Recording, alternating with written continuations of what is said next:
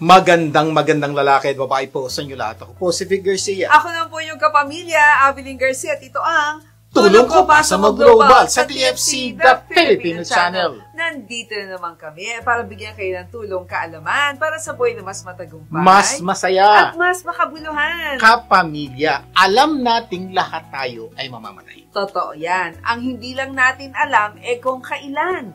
Ang tanong, game ka na ba? Good news po, mamaya pag-uusapan natin kung ano-ano ang dapat gawin para mapaghandaan ng tama ang ating kamatayan. Sa ating episode na Handa ka na bang mamatay? Pag-uusapan din natin kung paano magising ng maaga. Yan, kailangan ng maraming tao yan. Okay. Pero bago ang lahat ng yan, bigyan niyo po kami ng pagkakataong magpasalamat sa inyo lahat sa patuloy niyo pagsubaybay sa tulong ko pa sa mag-global. At syempre, shout out to all who watched Sari Manok last weekend. Congratulations to Rosie Chua for bringing the legend of Mindanao to life with the Philippine Ballet Theater featuring Raul Sunico, di ba kasama siya?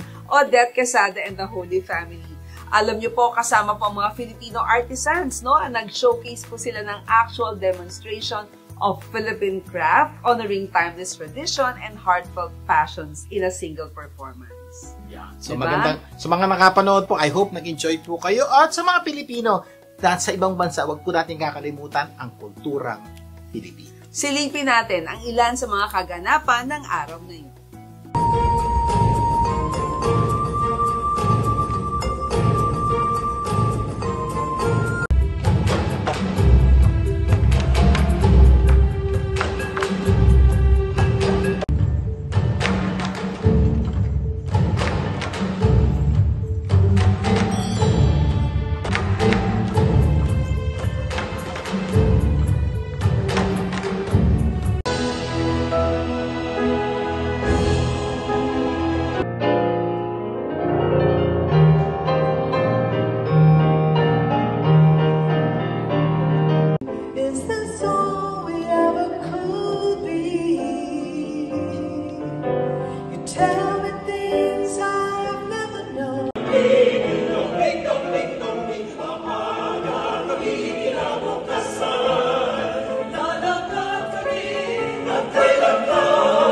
Talagang maipagmamalaki po natin ang bawat Pilipino. Tama ka dyan. At syempre, speaking of Filipino and Filipino excellence, don't forget to catch the Ryan Cayabyab Singers on November 1 at Pasnas, Pasadena at 6 p.m. November 2 in San Diego at November 6 in Hawaii. And of course, this is another opportunity to experience Filipino excellence. So if you're missing OPM o original Filipino music, ito na po gagawin nyo. Get your tickets now. Tawagan po ang numero 818-438-1943 or visit musicartsevents.com. Panoorin natin muna ito. They're back, Maestro Ryan and the Ryan Cayabyab Singers with OPM Hits.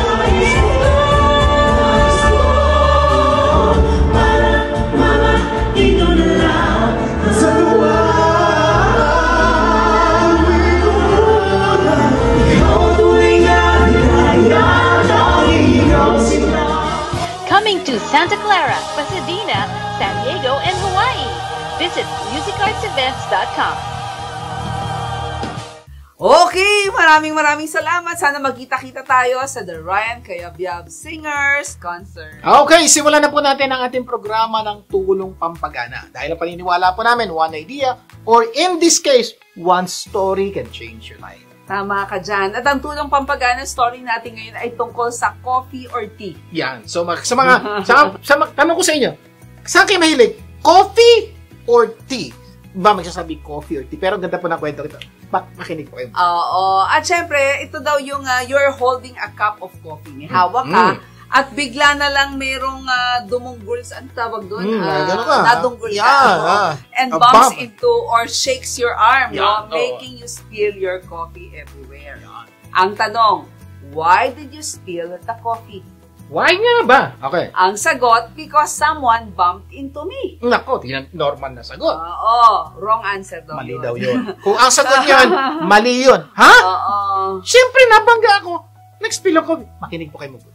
You spilled the coffee because there was coffee in your cup. Tama naman yun, di ba? Kung tea yung nasa cup mo, di tea yung magsispill. So, ang punto dito, whatever is inside the cup is what will spill out. Therefore, when life comes along and shakes you, which will happen, whatever is inside you will come out. Kung ano yung nasa loob, yun lang naman ang lalabas. It's easy to fake it until you get rattled, so we have to ask ourselves, what's in my cup?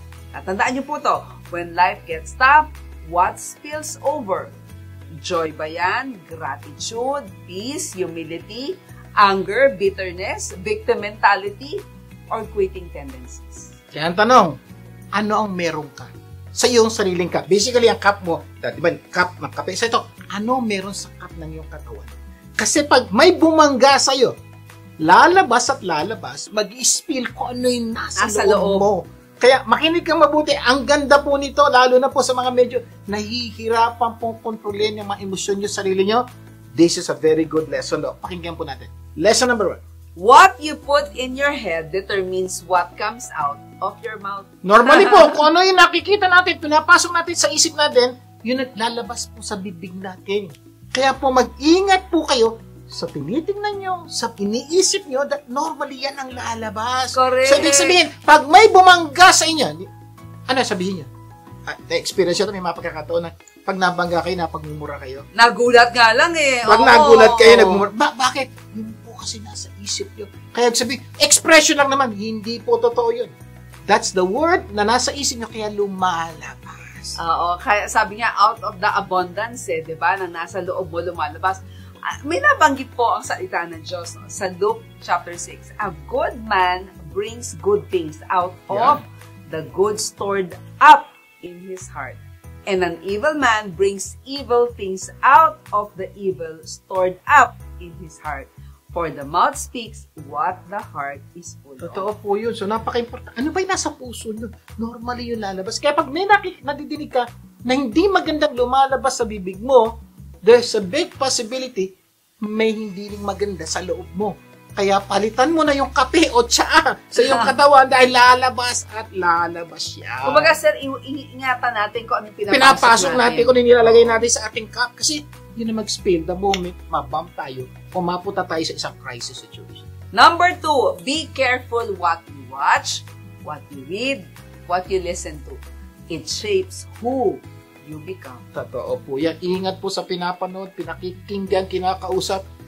Yun po ipapasok sa isip, yun ang lalabas. Kaya mapansin po, bakit po ang daming problema po ngayon ng tao? Oh. Kasi po dating napanood lang natin TV, black and white pa. At yun ang shape po ng ating pananaw at pag-iisip. Correct. At kadalasan nakausap natin si nanay, si tatay nagbibigay ng magandang payo. Oo. Bakit po ngayon ang ating mga kabataan, hirap na po sa buhay? Dami nilang napapanood. At kuminsan, okay, sana kung maganda yung napapanood nila. YouTube, Google, TikTok, at dami. Kung ano-ano po yung nakikita at nadidig nila na nag-shape po kanilang isip at yun ang lumalabas sa kanilang buhay. Sabi nga ng isang kaibigan ko, alam mo, Abilin, sa totoo lang, ayoko na lang magbasa ng komento. No, kasi sa social media, 'di ba, kaya nga sabi, be careful what you read. Kasi kung ano yung nababasa mo, naapektuhan ka eh. 'Di ba? Kaya nga, your mind is a garden. Your thoughts are the seeds.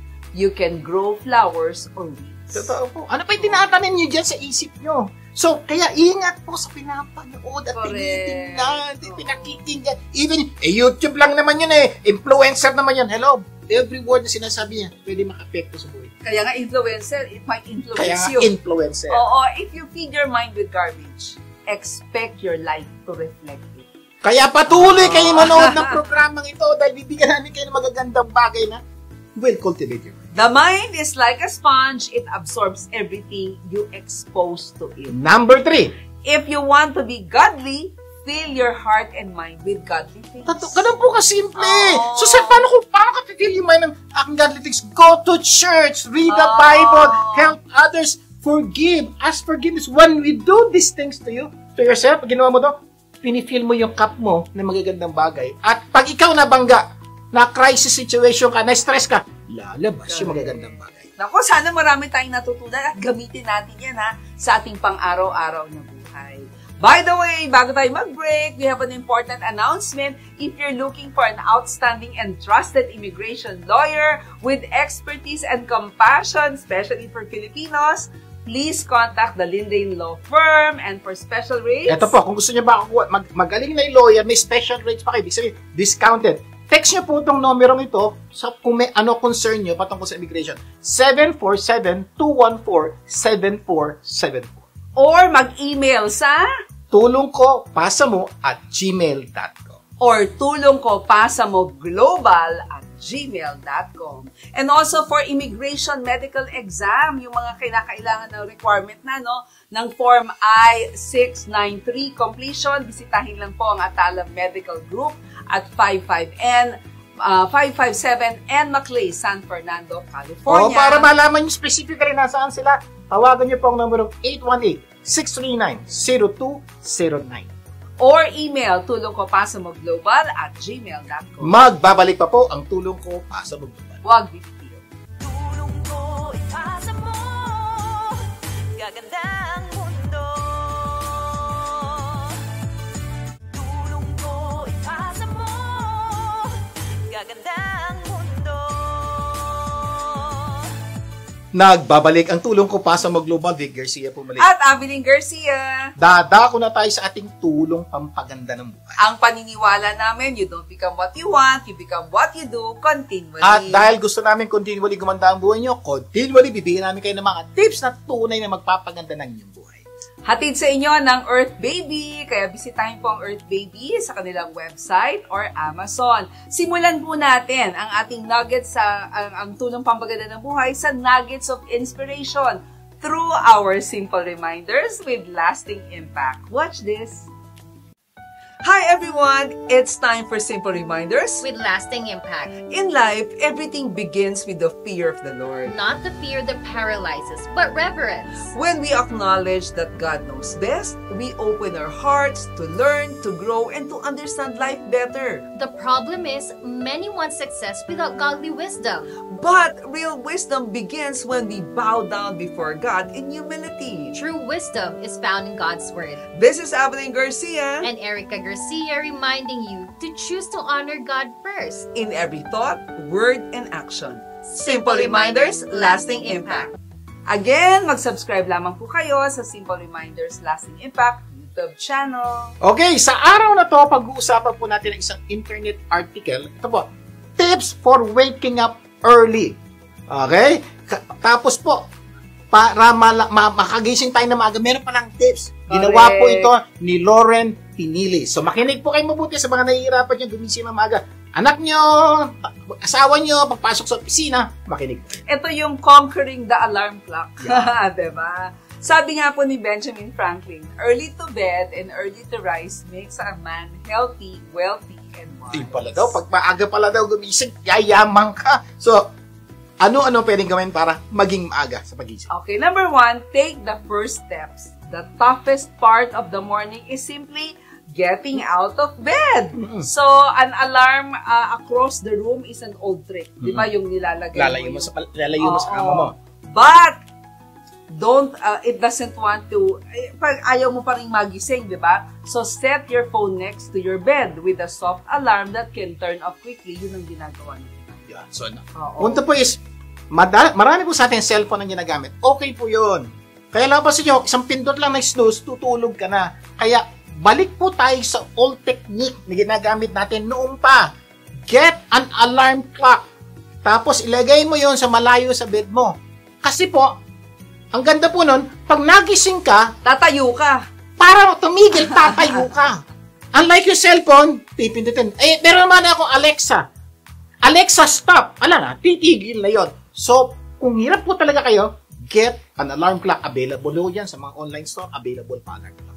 Number 2, cultivate a mental environment. Yeah. So, anong gagawin po natin? Listen to podcasts related to waking up early. Kasi marami ng research dyan. Or magbasa po kayo. Read about people who were early risers. Matuto sa kanila. Yan po yung pinag-usapan natin kanina. What you put inside your may come out of you. So, ibig sabihin, aralin niyo ang benepisyo ng paggising ng maaga. Napakaraming podcast po dyan. Napakaraming YouTube studies. Type nila, Very fit for waking up. So the moment you hear these benefits, i-intune ng utak mo na, ganda palang gumising ng maaga. Yes. Kailangan ko na gumising ng maaga. Ano mangyayari?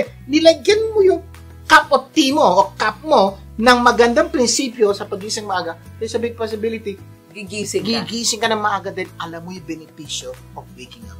Number 3, develop a get-to attitude. Ano yun? Yung maging excited ka. Excited ka about the day. And you will jump out of the bed. Bakit? Kasi pag excited ka, gusto mo yung araw na yan, sa lubungin na kaagad, di ba? Don't drive yourself with guilt about why you have to wake early. Huwag mong isipin yun. Make waking early something you get to do. Better yet, think of the benefits kung ano nadudulot ng waking up early. So maghanap ka ng dahilan para gumising na maaga. Kasi maraming pong tao, walang dahilan. Totoo naman po, ba't ako gigising na maaga? Pero pag nag-isip ka, hindi ako malilate, hindi ako mapagalitan ng teacher ko, hindi mapagalitan ng boss ko. Kailangan ko gumising na maaga dahil gusto kong pakita ng boss ko na magaling ako magtrabaho para ma-promote ako, para magkaroon ako. Tapos maghanap kayo ng matinding dahilan why you need to wake up early. Iba naman, kailangan ko gumising na maaga dahil pag di ako gumising na maaga, tutulak ako ng asawa ko sa kama, babaksak ako sa sahig. Kasi tagal ko gumising. So my point is, find a reason why you need to wake up. Siguro maganda rin mag-keep track ka ng progress. No, yung progress mo at i-reward mo yung sarili mo. Ilang beses ka na Reward late yourself. this week, ilang beses ka na late this month. Pag hindi ka na late sa buong linggo, give yourself a reward. Number 4, create some accountability. Yan, ito maganda na. Oo, mag-recruit ka ng kaibigan mo, no, to hold your feet to the fire. Ibig sabihin, you can have weekly meetings or even call or text each other when you wake up. Parang meron kang kabady or dream mate. So maghanap, kung mag-asawa po kayo, gawin mo kabady asawa mo. O honey, pag nag-alarm yung cellphone ko ng 6 o'clock at hindi ako gumising, itulak mo ko sa kama. Yung po yung sinasabi ko. Yes. Okay, anak mo naman. Anak, pag nag-ring na yung alarm at di ka gumising, may penalty ka. Sabihin, maghanap ka ng taong tutulong sa'yo para yung pangarap mong magising ng maaga ay mangyari. Correct. Kasi we cannot do it alone eh. So we need other people to help us, especially in the beginning na wala pa tayong discipline and habit. And habit. Number 5, sleep well. Mm. No, kasi kaya hindi ka nagigising kasi puyat, Yeah. diba? The struggle is not all mental. There's a strong physical component and the amount as well sa quality of sleep is important for you to wake up early. Sabi nga, the spirit is willing, but the flesh is weak. weak. Totoo po. May mga pagkakataon, gusto mo naman talaga. Kaya lang puyat ka, may hangover ka, naglaro ka ng computer game nung gabi. Ang daming dahilan, hindi kaya ng katawan mo. So dapat po, i-manage nyo po yung energy nyo, yung tulog nyo the night before. Pag maganda ang tulog, malaki posibilidad po, madaling gumising sa umaga. Oo. Number 6, ako, ito talaga lagi natin Never! ginagawa. Never snooze. Kasi pag hinihit mo daw na hinihit yung alarm snooze button mo, hindi naman daw nagbibigay yun sa'yo ng karagdagang kapahingahan. Your body and mind are not recuperating. Nagwe-waste ka lang daw ng time. At you'll be late. Yung po ang problema ng snooze. Ito pa. Malamang na experience ko. Tulog kayo. Next. Ding, ding, ding, ding, ding, ding. Snooze. 5 minutes. Tulog ko. Ding, ding, ding, ding, ding. Snooze. Ang problema dahil hindi ka pa totally conscious. Hindi mo alam kung nakailang pindot ka na ng snooze. Mamaya pa sa late na ako. So, yun po ang problema ng snooze. Kaya pang turo po ng mga management guru. Do not snooze. Ibig sabihin, set the time na gusto mo talaga gumising. Oo. Pag tunog, tayo. Hindi yun.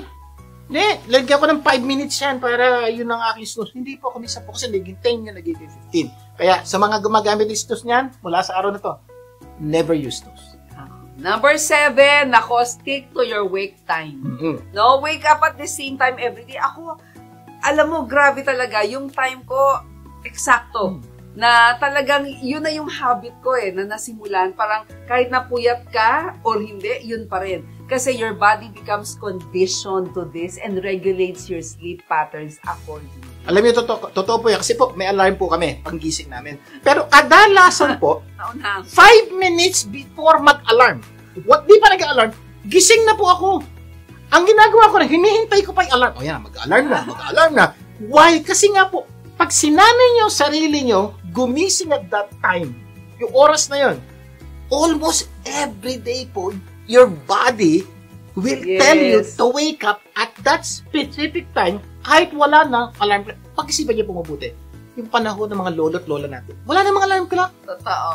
Pero nagigising sila alas 4, alas 5 ng umaga. Ba't tayo may alarm clock na, may Alexa na, may cellphone? Wala pa rin. It's a matter of discipline. Correct. Kaya nga, you get more of that precious REM sleep and when you have a regular wake time. Kasi yung body daw po natin actually, nagsisimula daw yung mag-process of waking up long before your alarm sounds. Totoo po yan. Sana marami kayong natutunan sa ating pinag-usapan. At mamaya sa tulong dagdag kaalaman, Pag-uusapan natin ano-anong dapat gawin para mapagandaan ng tama ang ating kamatayan. magbabalik pa ang tulong ko para sa Mag-Global. Huwag bibitin. Tulong ko ipasa mo, gaganda ang mundo. Tulong ko ipasa mo, gaganda ang mundo. Nagbabalik ang tulong ko, Pasa Mo Global. Vic Garcia po muli. At Abilene Garcia, Dadako na tayo sa ating tulong dagdag kaalaman. kung saan hahanap tayo ng paraan para mas madagdagan ang ating kaalaman. Kapamilya, alam niyo to, maraming tao ang pinaghahandaan ng kanilang birthday. Correct. At hindi lang pinaghahandaan, pinagkakagastusan pa. Ay yung iba, excited sa birthday nila Mm. dahil sa mga regalong kanilang matatanggap. Pero gaano karaming kilala ninyo ang pinaghahandaan ng kanilang kamatayan? Siguro, what? Birthday. Oo. Paghahandaan ng kamatayan? Parang ang labo naman yan. Totoo po.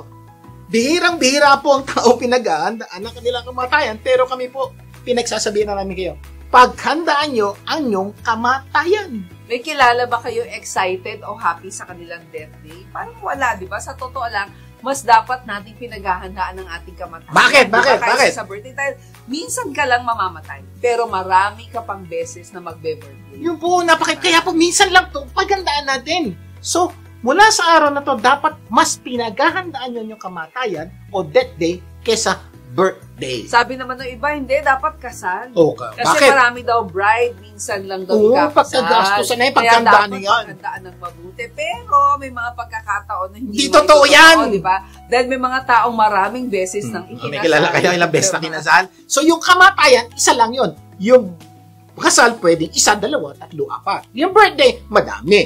Pero sa po katotohanan, minsan ka lang mamamatay. Pero, totoo, minsan ka lang talaga mamamatay. Sabi nga ni Sir Vic, di ba? Isa pa, kapag nagkamali ka sa paghahanda ng iyong birthday, pwede mong itama sa susunod na birthday. Pero pag nagkamali ka sa paghahanda ng iyong kamatayan, hindi mo na pwede itama. Dahil patay ka na eh. Patay ka na. So, kung buhay ka, sigurado buhay ka, nakikinig ka sa programang ito, nanonood ka, buhay ka, makinig ka mabuti.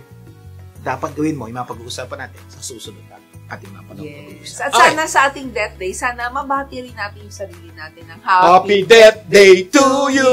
Happy Diba? Death Day! Yun po sana, kami iba pangarap po namin, sa araw na aming kamatayan, dapat ang kinakanta ng mga tao na aaten ng aming burol, kung burol man tawag yan, Happy Death Day to you. Dahil Because masaya tayo. masaya kami Oo. nung namatay kami. Sa ating kamatayan, dahil ito yung ating, kumbaga, mga bagay na napaghandaan pagkilaan. nating mabuti. Kaya Ang ang tanong, challenge, ikaw, handa ka bang mamatay? hindi naman, handa ka na bang mamatay? Kasi lahat naman tayo mamatay. Ang tanong, what if now na? Game ka na ba? Kasi hindi mo talaga, yan yung bagay na hindi mo talaga alam kung kailan. It can come 1 minute from now, 1 year from now, 1 decade from now, or Meron pa ako. 100 years from Now na. Okay. Sa Oo, araw na ito, diba? pag-uusapan natin kung ano-anong dapat gawin para mapagandaan ng tama. Take note, emphasis on tama ang ating kamatayan. Sa ating episode na, Handa ka na bang mamatay? Simple-simple lang po ang pag-uusapan natin. Number 1. Have the right perspective about death. Yeah. Dapat may tama kang pananaw sa kamatayan dahil kapag mali ang pananaw mo sa kamatayan, malamang mali rin yung magiging buhay Totoo mo. yun, ha? Yun ang unang-una nyo dapat itama. Tama ba ang pananaw nyo sa kamatayan? Or tanong ko, ano ba ang pananaw nyo sa kamatayan? Kasi pag mali po yan, malamang mali po yung buhay na binubuhay natin ngayon. Pag Totoo. tama po ang pangunawa natin sa kamatayan, tama po ang buhay natin. Bibigyan po namin kayo naman ilan sa mga pananaw o pangunawa ng maraming tao patungkol sa kamatayan. Makinig po. Ito ang sabi ni Socrates. Isa sa pinakamatalinong tao. Sabi niya, death may be the greatest of all human blessings. Pagpapala. Oo. Labo naman si Socrates, pagpapala ang kamatayan. Opo. Kasi po dahil sa kamatayan, marami sa atin, inaayos natin yung buhay natin ngayon dahil alam natin mamamatay tayo. Yes. Ginagawa natin, dapat natin gawin sa araw na to dahil alam ko na mangyayari bukas, baka hindi ko na magawa ito, gagawin ko na to dahil baka matay ako. So marami pong pagpapala ang kamatayan. Oo. Kasi may preparation ka ng ginagawa. Pero diba? meron itong pagpapala kamatayan. Yung namatay, may pamana sa mga namatay. Oo, pwede yun. Joke diba? lang yun, pero totoo po yung pagpapala po yun, di ba? Pero alam mo, sabi rin ni Plato, I have good hope that there is something after death. Kasi pag ang pananaw mo, pag namatay ka, Katapusan eto na. yun, wala. Walang mangyayari. Pero yung sabi nga ni Plato, I have good hope that there is something after death. May mga tao po, pag naniniwala, pag namatay sila, tapos na. May mga tao po, naniniwala, there's life after death. So, ano paniniwala nyo? Kasi po, kung iba paniniwala nyo, magbabago ang buhay. Correct, oo. Si Kate Miller naman, sabi niya, the question shouldn't be, is there life after death? But is there life before death? Yan, ang ganda po dito. Minsan daw, hindi ito importante kung may buhay ba pagkatapos mamatay. Mas importante daw na sinasabi, may buhay ka ba habang nabubuhay ka? Oo, before death. O, may buhay ka bago ka mamatay kasi po napakaraming tao po ngayon buhay pero parang patay. Ay maganda po yung napag-uusapan natin next. Abangan niyo po yung life before death. Dapat lahat tayo may life before death. Hindi yung death before death. Patay na bago pa mamatay. Hirap nun. Alam mo, isa sa paborito ko si Mark Twain. Sabi niya, the fear of death follows from the fear of life. Pag takot ka daw na mamatay, takot ka rin mabuhay. Oo, vice versa, di ba? The fear of death follows from the fear of life. And a man who lives fully is prepared to die at any time. Yun po ang sekreto daw. Bakit may mga tao takot mamatay? Kasi meron pa, hindi ko pa nagagawa to. Bakit may mga tao hindi natatakot mamatay? Napagandaan nila. Alam nila yung dapat nila. So, totoo lang po kami pong mag-asawa. If God will permit na ngayon, kunin na kami nila, okay lang. Kasi po, tagal na mo namin pinag-isipan, pinagandaan yung araw ng aming kamatayan. Bakit? Because sigurado kami, darating yung araw. Eto pa, may nabanggit pa si Murakami. Sabi niya, death is not the opposite of life. Kasi yun ang utak ng tao, di ba? May patay, may buhay. Oo, kabaliktaran. But, a part of it. Ibig sabihin, yung death po, hindi opposite ng life. Ang kamatayan daw, kasama Parte. ng buhay, parte po ng buhay yan. Kaya napaka-importanting maunawaan niyo yun. Sabi naman ni Mother Teresa, at the hour of death, when we come face to face with God.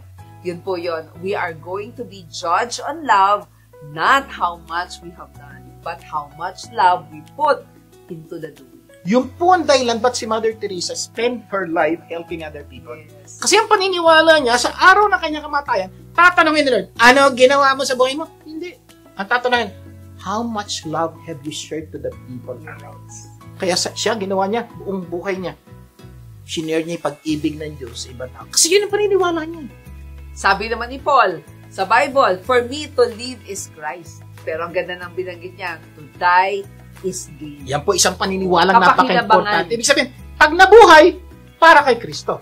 Pag namatay, benepisyo. Ibig sabihin, sabi ni Pablo, galing po sa Biblia to, mamatay, mabuhay, okay ako. Correct. Napakaganda pong pangunawa po. Ibig sabihin, hindi niya kinatatakutan ng kamatayan dahil may benepisyo yan. Hindi niya kinatatakutan ng buhay dahil pag mapagsisilbi siya kay God. So, yun po yung mga paniniwalang kailangan lagay niyo po sa isip nila. Magbibigay po ito ng magandang resulta sa inyong buhay. Grabe, no? Perspective lang yung sinabi mo o nabago, magbabago yung approach mo sa buhay.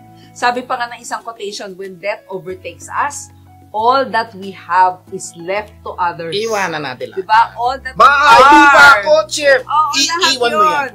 Pero all that we are, we take with us. Yung po lang kaya natin din. Ano ba naging ikaw? Anong klaseng tao ka ba? Ano ba ginawa mo sa mundong ibabaw? Yun ang dadali mo tao.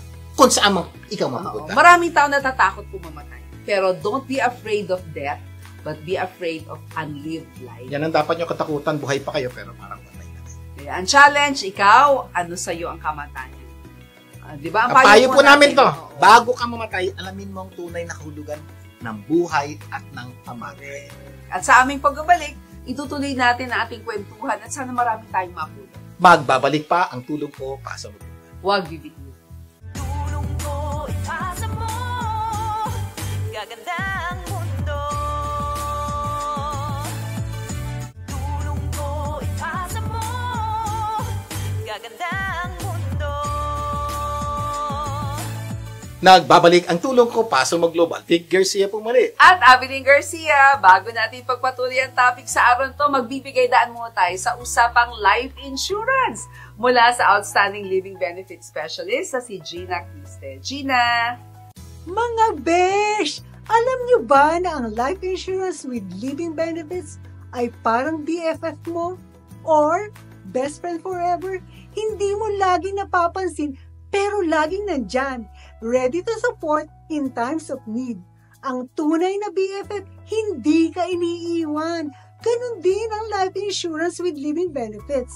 Sa biglaang gastusin, sakit, aksidente, o pagkawala ng income, nandyan ito para sumalo, tumulong, at magbigay ng kapanatagan. Ano ang benefits ng life insurance bilang iyong BFF? Una, laging maaasahan sa panahon ng emergency, may mahuhugot kang tulong. Pangalawa, nagbibigay ng peace of mind. Hindi ka matatakot sa future dahil may protection ka. Pangatlo, suportado ka habang buhay. Hindi mo kailangang maghintay hanggang huli para maramdaman ang benepisyo nito.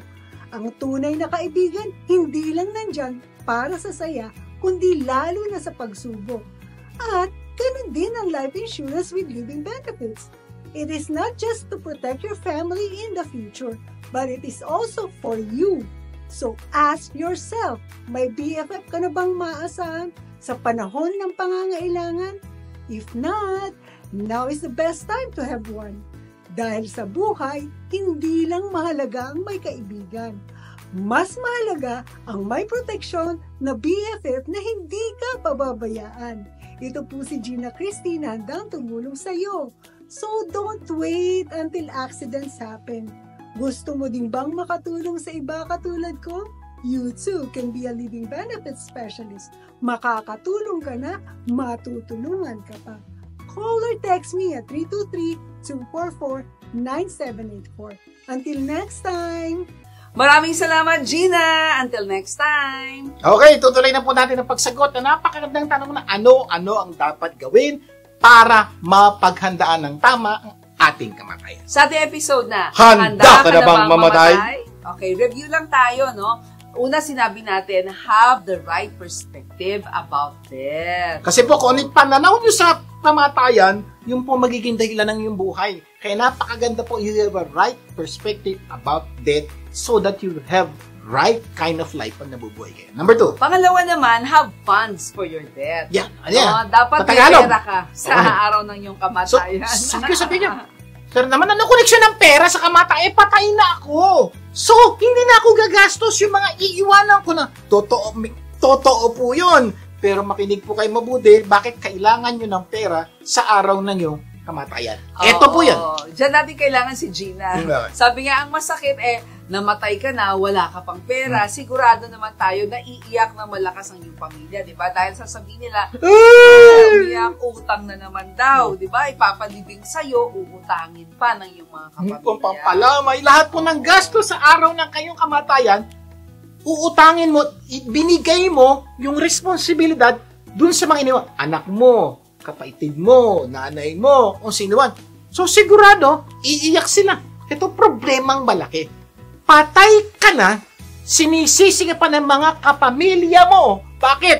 Dahil lalo silang nagka-problema sa pera, nabaon sa utang dahil sa kamatayan mo. So napaka-importante po, dapat buhay pa tayo, pinaghahandaan na natin ng pera yung ating kamatayan dahil mahal ang mamatay. Tandaan niyo At po ang yan. paghahanda ay kumuha ka ng tamang life insurance. Yeah, so yun. Diba? Pag ikaw mo ng life insurance mamatay ka, may pera makukuha para pang gasto sa kamatayan mo. Ito maganda.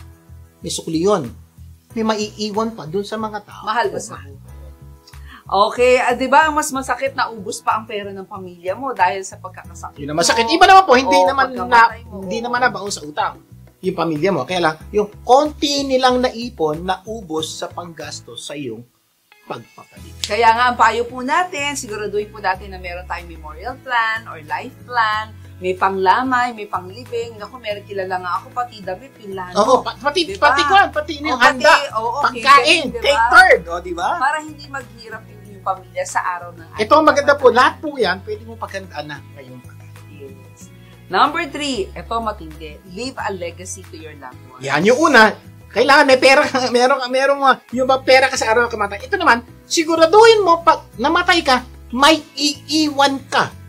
Ano yung iwan mo? Ito pa, iwan mo. Hindi lamang yung pera yung legacy.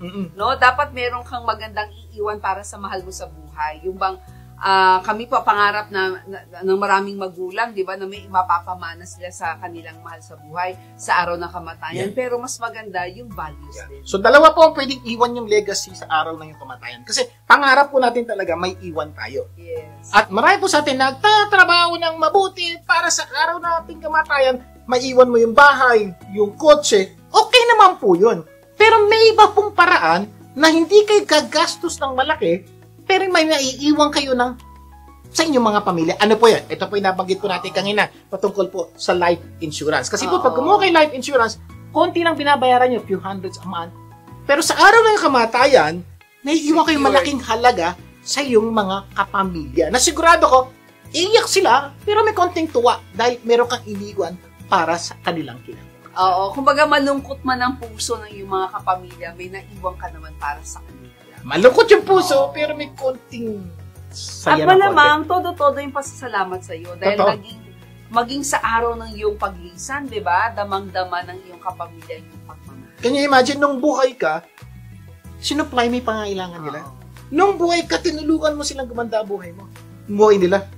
Up to the last day ng iyong kamatayan, gumawa ka ng paraan para may iiwan ka sa kanila na pwedeng magpabago ng kanilang buhay. Ito po yung life insurance na kailangan po ng bawat tao, gawan po nilang paraan magkaroon buhay. Kasi hindi dahil, kumbaga, hindi mo lang sila minahal nung buhay ka pa.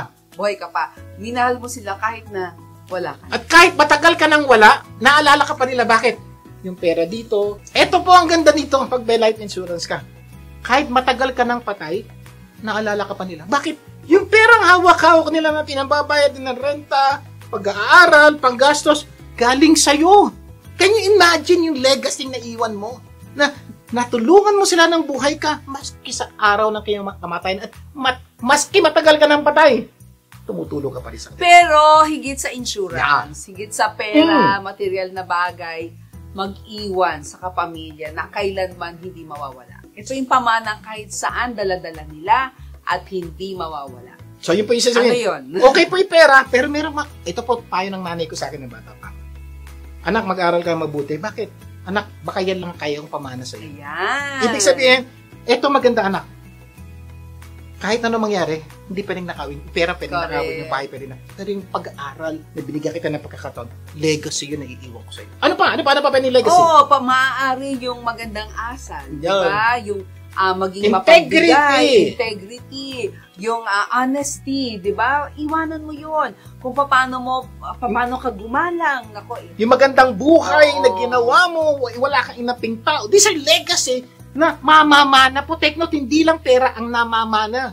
Pati po ugali, pati po buhay namamana. Kaya po yung mga anak po natin kami sa mga walang hiya, kasi yung magulang, ganun sila pinalaki. Pero pag pinalaki po natin ang tama ating mga anak, wala na tayo, pero yun na ituro Buhay natin pa. sa kanila, nagdudulot pa po ng magandang resulta sa kanilang buhay. At take note, maski sa apo mo, at apo ng apo mo, na ipapasa. napapasa po yun. Yan ang tulong ko, pasa mo. Di ba? Ang masakit, wala na nga tayong iniwang maganda, nag-iwan ka pa ng pangit. Yun po, mas ibig sabihin, wala ka nang iniwan, namatay ka, pero namatay ka ng galit ka, namatay, hindi ka nagpatawad, namatay ka ng daming problemang iniwan. Huwag niyo pong gagawin yun. Kaya po, ngayon pa lang, gawan nyo na ng paraan. Kung wala kayong legacy ng iwan na maayos, may panahon pa kayo. Itama natin so that day na kunin tayo ni Lord, may magata tayong iiwan sa mga taong mahal natin. Nako, ang dami natin napag-usapan. Mamaya, tutuloy natin ating usapan kung ano-ano dapat gawin para mapaghandaan ang ating kamatayan. Magbabalik pa ang tulong ko pa sa maglupa. Huwag bibitiw. Tulong ko ipasa mo, gaganda ang mundo. Tulong ko ipasa mo, gaganda Nagbabalik ang tulong ko, Pasa Mo Global, Vic Garcia po muli. At Avelyn Garcia. Tutuloy na po natin ang pagsagot sa tanong na ano-anong dapat gawin para mapaganda ng tama ang ating kamatayan. Sa ating episode na, Handa ka na bang mamatay? O, review lang muna tayo. Number 1. Number 1, have the right perspective Dapat about may death. tama kang pananaw sa kamatayan. Number 2, have funds on. Dapat may diba? pera ka sa araw ng kamatayan. Praktikal lang po yun. Number 3, leave a legacy to your Dapat loved may ones. maganda kang iiwan, hindi lang pera sa iyong mga mahal sa buhay. And number 4, may dalawa pa, no? Isa, number 4, finish what you need to finish. Yan, sa Tagalog, tapusin mo na yung mga dapat mo tapusin. Kaya marami pong tao parang natatakot na matay. Hindi ko pa nagagawa to. Itong problema, hindi mo alam kung meron ka pa bukas. Pwede mo bang gawin yung God, pwede mo nang gawin ngayon, huwag mo nang pagpabukas, baka bukas wala ka ng panahon para gawin yung dapat mo.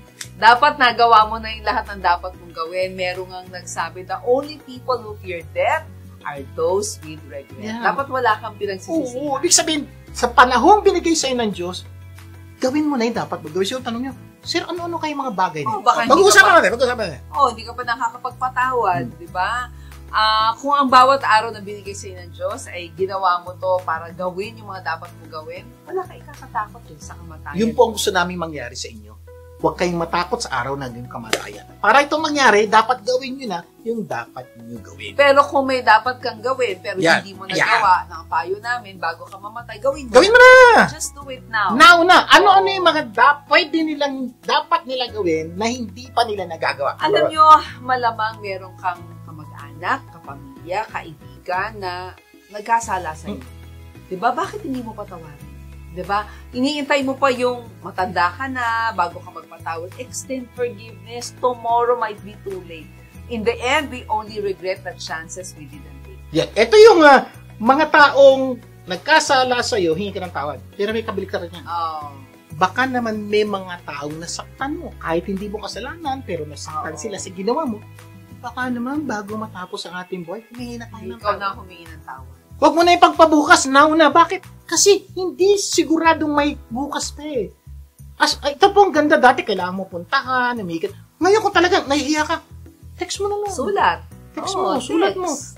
Ate, kuya, sorry sa ganito gawin. My point is, do the things you need to do before it's too late.